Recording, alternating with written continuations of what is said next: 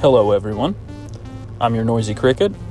If you just clicked on this video because you saw the title and the year, and that also happens to be the year that you were born, let me just cut to the chase really quick and go ahead and tell you my point in all this. We have a place where we belong, and it's with each other. We had a great childhood. If you want to click off this video, I honestly don't blame you. This is honestly just going to be me rambling about nostalgic things from our past. And while I love the nostalgia, some people aren't into that, and that is completely okay. We that were born in 1997 find ourselves in between two generations, the millennials and Gen Z. Well, technically speaking, we are elder Gen Zs, well, the eldest of the Gen Z. We did grow up and around a lot of millennial culture, especially if you had siblings. I myself was an only child, so I never experienced that, but I did have classmates that were, of course, older than me, and I was obviously exposed to millennial culture. And not everything about millennial culture is incredibly cringe, although some of it is, like the whole mustache thing. I must ask you a question. Like, that was just stupid. Can we all agree that that was pretty stupid? Or the weird faces, the random yelling, and that constituted comedy somehow. Yeah, that wasn't really a vibe, if you know what I mean. On the same hand, Gen Z has its own fair share of cringe. Absolutely hate Fortnite. I never saw the appeal. I don't know why anybody likes it, to be honest, other than them just completely character dumping everything from every franchise ever, and also the fact that you can emote on people. But it's just an arena shooter, and I personally enjoyed battle royales more when it was like PUBG. But that's, again, just a personal preference. Just because I find Fortnite personally kind of cringy doesn't mean that you do. But that is to say, each generation has its flaws. I think what makes us unique is that we were involved in both generations equally.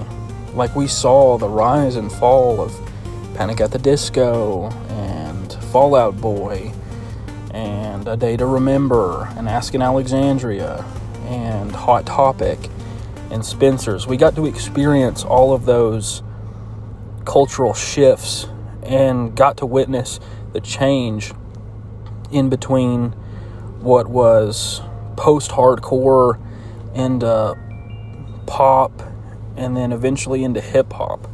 I mean, I myself started off listening to like Linkin Park, and then generally found myself moving towards Drake and Nicki Minaj and all of the Young Money, Cash Money people. In fact, I even had a hat that I wore like religiously all the time, all through middle school and through my freshman year of high school, that said Young Money, Cash Money, which is admittedly kind of cringe in and of itself, but it was part of the cultural zeitgeist back then. The same thing as everyone being obsessed with going to Hot Topic and buying band t-shirts and those rubber wristlets that you would always put around your wrist that had a band's name on it, or just buying ridiculous accessories or keychains, or the fact that a lot of us had carabiners on our backpacks for literally no reason.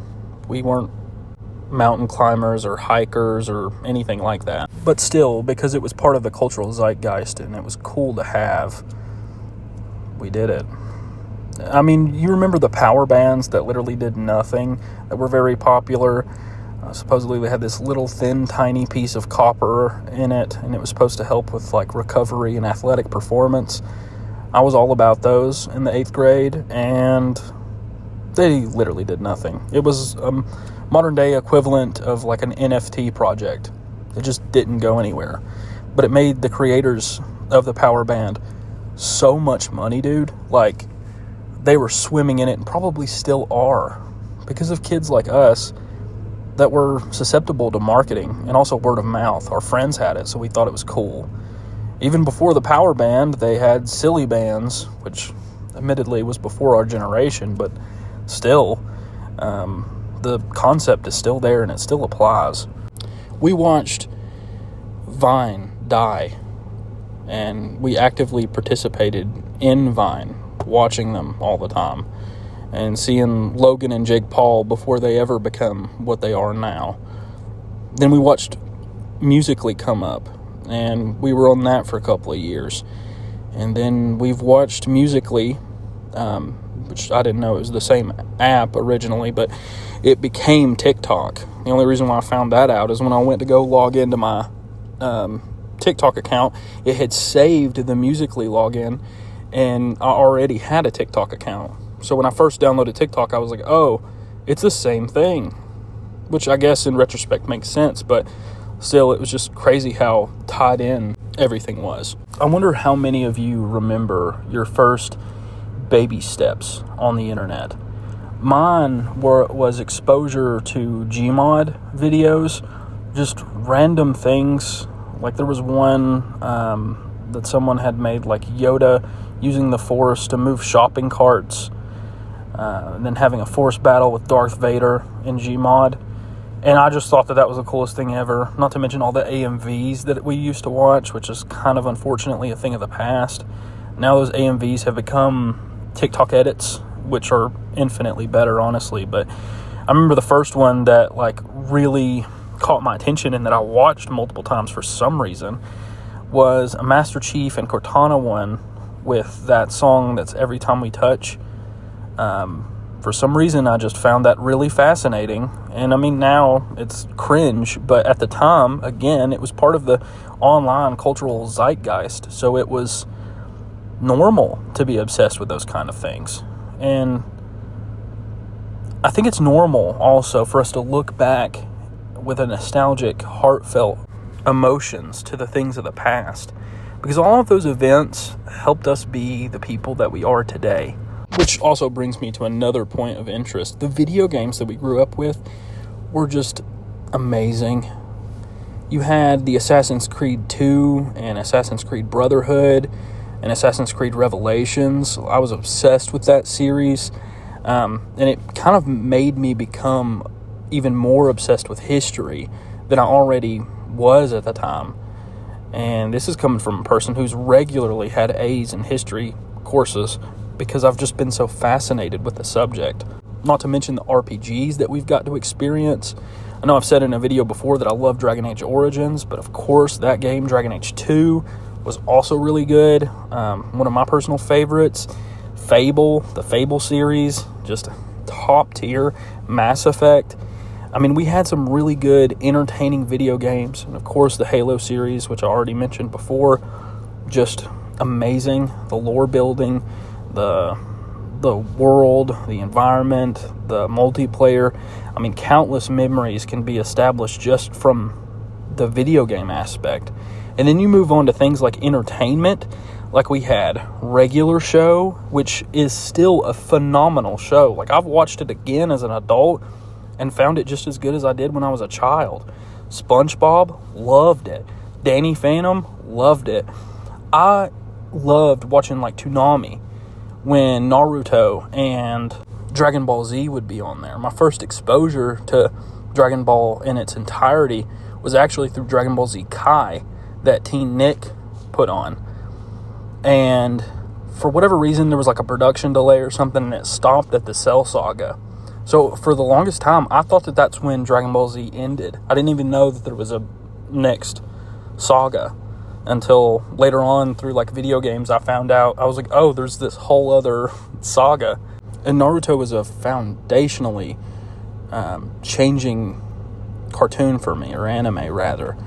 Love it so much that I even got a tattoo from the series of the Curse Mark of Heaven on my shoulder.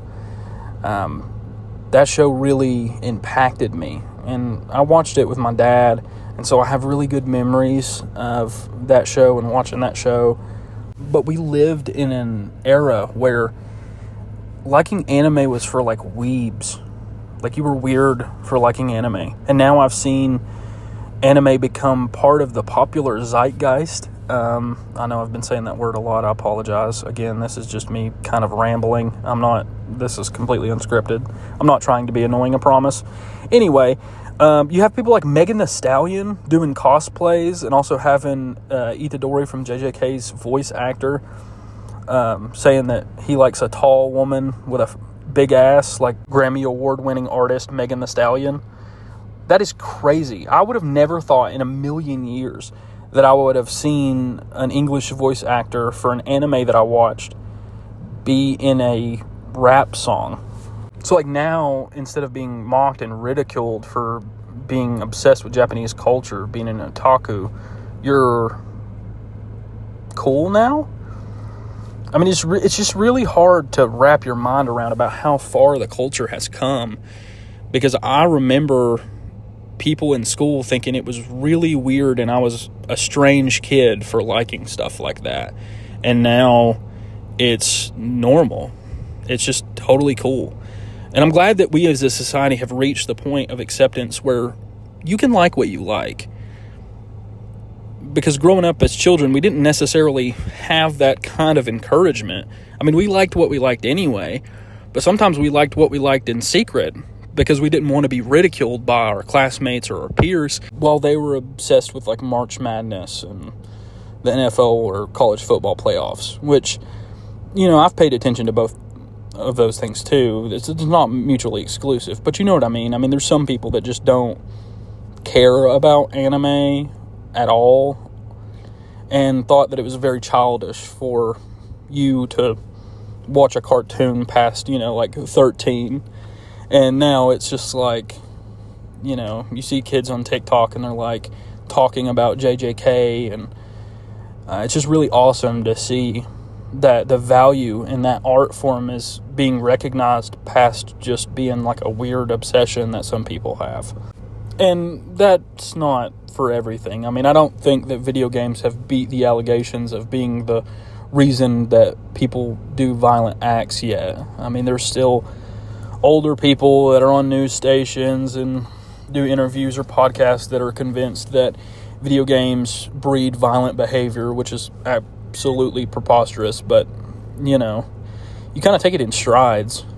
But even aside from, like, anime, if you take movies into account, like the Transformer Shia LaBeouf movies by Michael Bay, I mean, yeah, they were over the top and had a crazy amount of explosions and shit in them, but they were still really enjoyable. And again, part of my childhood. And like the old Marvel movies, like Iron Man, the original Thor, the original Captain America, I mean, they still hold up today. And I realize that the time period that I'm talking about is roughly 15 years or maybe a little bit more for some instances of things I'm discussing. So it doesn't really seem that long ago, but you got to think, I mean, that's almost 2 decades ago. We've lived through all of these changes and literally have witnessed society change. And we're one of the main reasons for it. I mean, now that we're growing into the workforce and we are the managers or we're the shift leaders, slowly our views of society is shaping the society around us and making it more accepting of the things that we enjoyed as children. And I'm just really happy for how far we've came in acceptance of things that people like. So in conclusion, to wrap up my rambling in a nice little package with a bow on top, to all of those like myself that were born in 1997, who are in between these two generations and don't necessarily feel like we belong to either one, we can look around at the world that we live in, except for the economics, because the economy fucking sucks. But except from that, and just look at the acceptance that we've garnered for the things that we enjoyed as children and still get to enjoy as adults, I think we can be happy. We can be satisfied. Of course, nothing's ever going to be perfect. Nothing's ever going to be a utopia, no matter how hard we fight or try to make it so. Because there's always going to be greed and selfishness and mistakes. And that's part of life. But we belong. If nothing else, we belong in a society of our own The 1997 Club. Anyway, I've been your Noisy Cricket. Thank you for watching and listening to me ramble for a little bit. Hope y'all have a good one. Bye-bye.